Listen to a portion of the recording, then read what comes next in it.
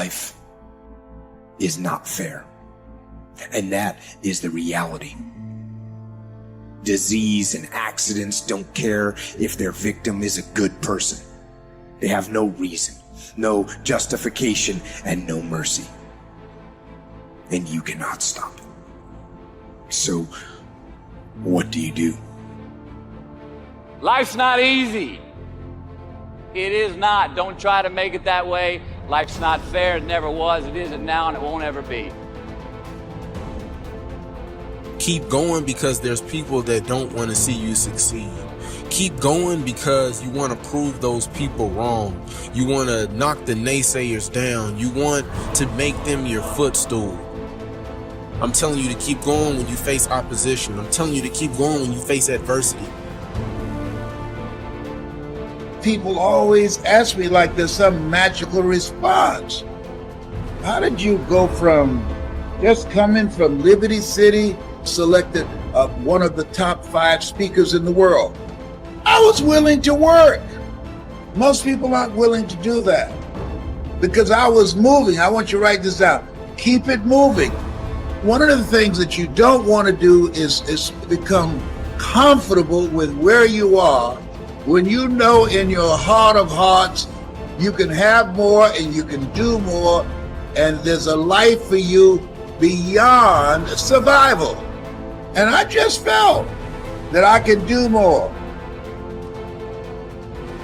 I say step up. Be the one who people look to. Absorb the impact and the negativity. No matter what is happening, no matter how hard the fight is, as long as you keep fighting, you win. Only surrender is defeat. Only quitting is the end. So fight on. Sometimes you're gonna just say you just don't have it anymore. You must reconnect with your possibilities. It's time for us to rise again.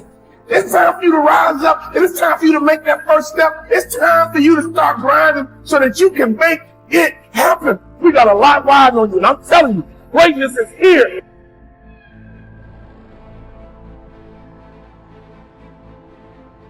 You can be and do whatever you want, and nobody can stop you. Nobody can stop you but you.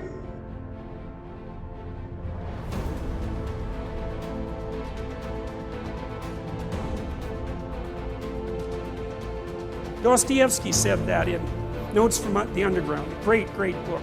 You know, he said, and I love this, it was his an early criticism of the notion of a political utopia.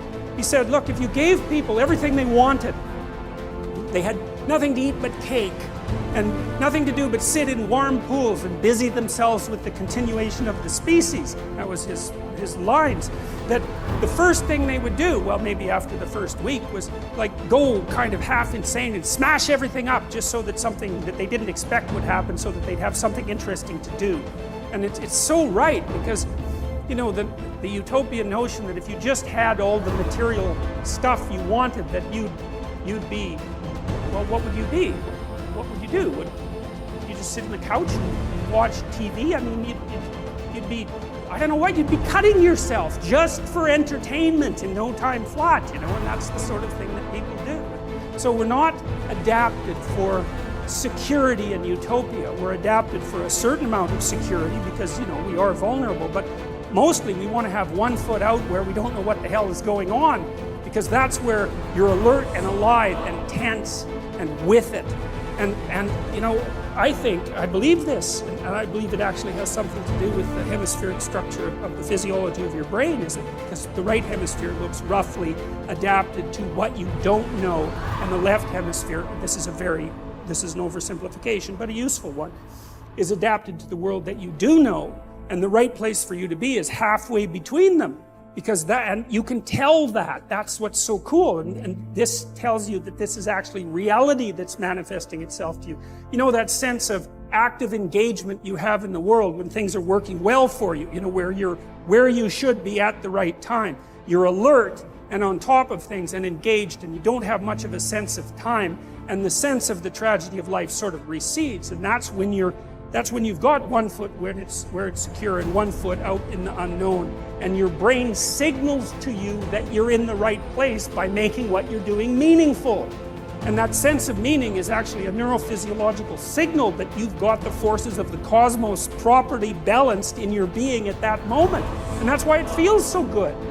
Now, well, what else could it possibly be? I mean, you know, our brain is capable of looking beyond our vision. That's what it's for. And that sense of engagement, there's no reason to assume that that's anything but a real signal. And you can reduce it. You can say, well, the problem with being where you know only is that you don't know everything, and that's going to be a problem in the future. And the problem with being where you know nothing is that's just too much, man. Like, you know, you go into panic mode because anything can happen there and you can't handle it.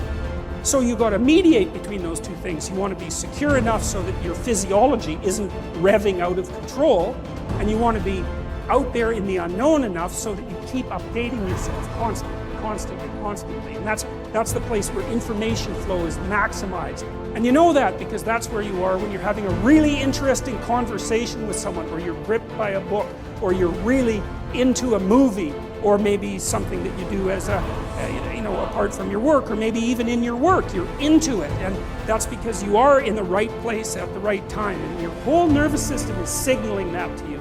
And I would say that's the sort of place that you should be all the time. Of course you can't be, because no one's perfect, but that's the recreation of paradise on earth. It's something like it, because you are in the right place at the right time when that is happening. I think people's relationship with time. We talk about relationships with humans. How's your relationship with your kids? How's your relationship with your wife? You know, your dad or your parents. But we never talk about a relationship with money and time. And your relationship with time is such a key component of your life, because when you get caught in a routine, time goes so quickly. When you understand that there are maybe only 28 summers left, and if you want to truly, you know, get as much experientially out of life, it just creates a tremendous amount of urgency. So, and the fear goes away, because you're like, shit, man, nobody on the planet, like everybody, no one's gonna be here in 100 years. Do I care what he thinks that, like, we're not gonna be here in 100 years, so why wouldn't I take the chance?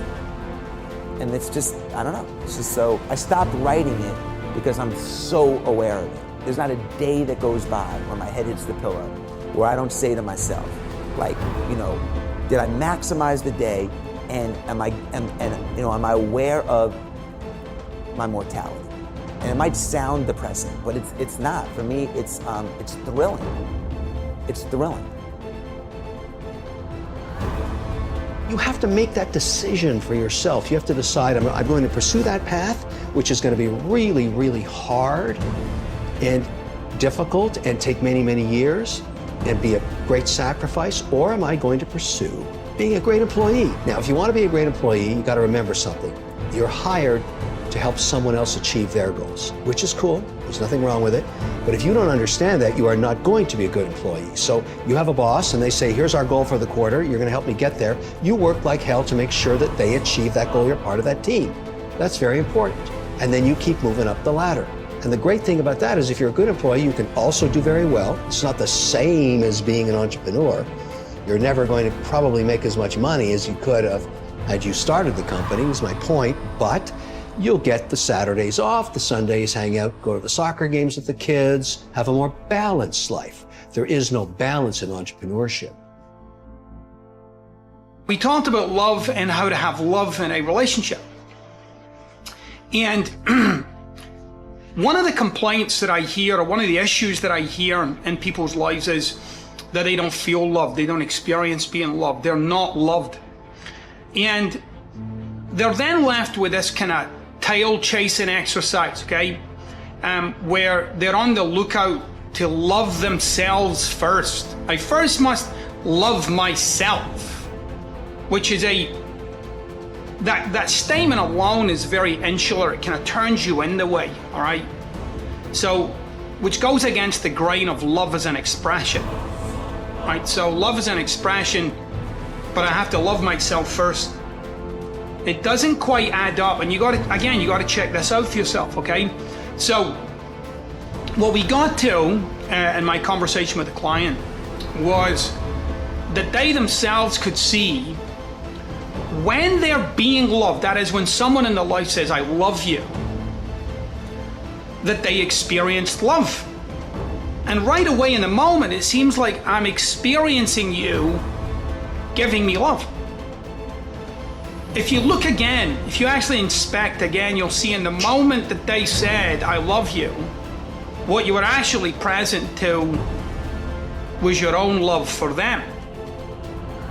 Now, if you again look in your life, you'll find there's occasions when people have said, I love you, and you didn't experience anything. In fact, for some of you, if you've had issues with certain people in your life and they say, I love you, you often experience resentment or upset, or, you might not always say it, but you'll experience it. That is, you can't experience that communication, you can't experience their love for you because you are not in the presence of your love for that person. Now, what does that tell you? Well, it tells you that love is a generated phenomenon. That is, it's something I'm doing. It also tells me that love is not an outside-in phenomenon, but rather it's the other way around. It's inside out. That is, I have to be in the presence of my love for you to receive your love.